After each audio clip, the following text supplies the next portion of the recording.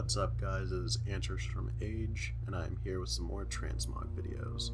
So, it is summer, it is hot out, there are bonfires all over the place in Azeroth for the Midsummer Festival, and of course Lord Ahun and his Frozen Core are back at it again. So in honor of that, I am bringing you a chilled out, frosty Transmog video. So as we zoom in here, perfect timing, you can see the Crown of Eternal Winter, and it gives you this cool ice skull that masks your face. And we'll do a slow turn here so you can see all the frost textures and elements that are kind of present throughout the set on the shoulders, back here on the shield. The sword has a very nice blue frost effect. And of course the Helm of the Eternal Winter. Oh, my ghost companion just showed up. Where is he? There he is. So let's get into the meat and potatoes of this set here. To start off, we have the Crown of Eternal Winter. This is obviously purchased from the Blizzard store. It's a cosmetic item. It's one of 3 helms that Blizzard made a while back. If you do not want to spend money on the Blizzard store for whatever reason, you can definitely pick up the either Death Knight tier helm for Death Knights or the lookalike helm off the Twin Dragons in Bastion of Twilight, and that would definitely bring this set together as well. Speaking of Bastion of Twilight, we have the Heaving Plates of Protection. These are a BOE drop from Bastion of Twilight. Depending on your population on your server, there might already be some on the auction house, or if you want to farm them yourself, they have a fairly good drop rate. Back when I was rating that in current, I would usually see 1 set of them drop for every clear or so. The next item on the list here is the Icebane Chest Guard. So this is a BOE chest plate. It's from blacksmithing. The materials are not too bad. It's 16 Serenite bars, 3 Eternal Fires, 3 Eternal Waters, and 1 Frozen Orb. So again, depending on your population, you might already have that on your auction house to be able to pick it up for cheap. If not, the mats aren't too bad to farm. Again, just the amount of time that you want to put into it, either buying the mats, buying the chest piece, or farming them all yourself. Next up, we have the Adamantite Plate Gloves. This is another BOE blacksmithing item. It is 8 Adamantite bars, 2 Knothide Leather, 3 Primal Earths, and 2 Primal Fires. Coming down, we have the Bracers and the Belt. So these are the same that I used in my previous Transmog video, so if you guys want the information on those, feel free to click over to that and check it out. Next up, we have the Imbued Plate Leggings. These are BOE from World Drops. I did not realize this until making the notes for this video, but apparently there is no one mob that has a higher than 1% drop rate to drop these leggings. So I did a bit more research, found out that the Keepers of Time have a similar pair of leggings for 31 gold.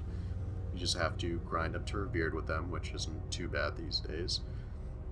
Now I know a lot of the times on Wowhead when it says items with similar appearances, they look the same but have different colorations, or they're kind of the same color but have different patterns. These are exactly 1-to-1, they look identical, spot on, same leggings. So you don't have to worry about having not the right pattern, or the kind of red accent things here are in a different spot, or different coloration, anything like that. So moving down, we have the Boots of Sullen Rock. Easiest way to get these is to get exalted with the Dragonmaw clan if you're Horde, and they are selling from a quartermaster for 91 gold. So pretty cheap and easy to pick up. Again, this is Horde only. The Alliance side boots look very different, and I personally don't think that they would go very well with the set. So if you're Alliance and you still want these boots, or if you're Horde and just don't feel like grinding up to Exalted with the Dragonmaw clan, there are Molten Tantrum boots, and these drop off of Magma. it's a 7% chance on normal difficulty. Now, I stress normal difficulty because on heroic difficulty, the boots are more of an orange color with a recoloration, basically. So I didn't want you guys to go in on heroic, take out magma, the boots finally drop, and they're the wrong color. Whoops. So just make sure that it's on normal before you go in and start farming.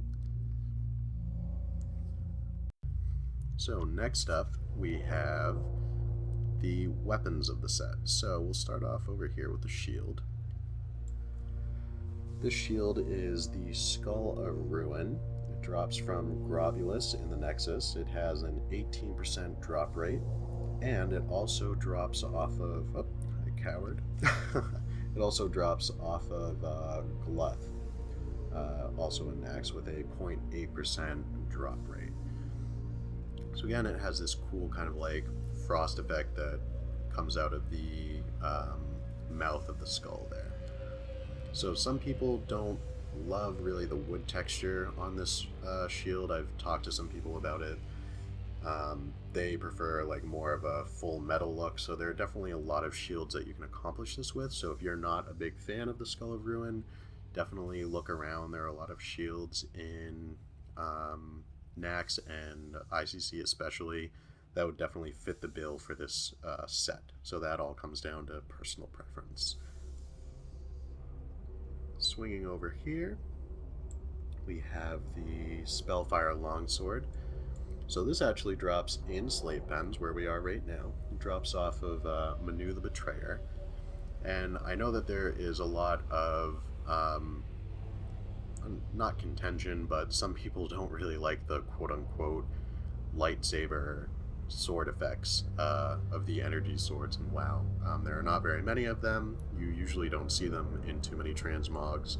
So I think it's really cool, especially for this set. Just the blue kind of frost look really ties the set together. If you're looking for more of a typical sword, then I would definitely suggest Hailstorm. I have used Hailstorm with this set before, but I use Hailstorm in a few of my other transmogs, so I didn't want to just continue to recycle it and it get stale. The old Hailstorm model would probably look a lot better with this set, but the new one looks just as good. It ties in the whole set. It has that nice white frost look. And then as far as the enchant goes, I'm kind of two minds by it. Sometimes I like really enjoy it because it looks like that kind of shattering black ice texture that I really enjoy. Other times I can definitely see why people would say that the sword looks better just on its own with its texture. We'll do one more slow pan around here. Just check out the whole set. So yeah, I really enjoy the frost textures that kind of go into this set. I think they look really well. They match up nicely with each other. You have this really cool helm, the Crown of Eternal Winter with the ice skull effect that I really enjoy, that Mr. Freeze kind of look. Has a nice walk animation to it. Nothing really overlaps too much, except for obviously a shield, but I mean that is just a constant problem with Blizzard as far as clipping goes, so hopefully that they'll figure that out at some point. Alright, well, I have been Antrus from Age Entertainment. This has been my cool, chilled out transmog for Lord Ahun in the Frozen Core. I look forward to seeing you guys next time. Make sure you comment, like, and subscribe if you like what we're doing here. Oh, and definitely in the comment section, leave any suggestions. If you have a favorite transmog set that you want us to look at and review, or just a suggestion for, hey, these are really cool, like pair of pants or set of boots, or I really like this weapon. And we're always taking stuff like that and trying to build new sets out of it. So, we will see you next time on Age Entertainment. Thanks so much for watching. Bye!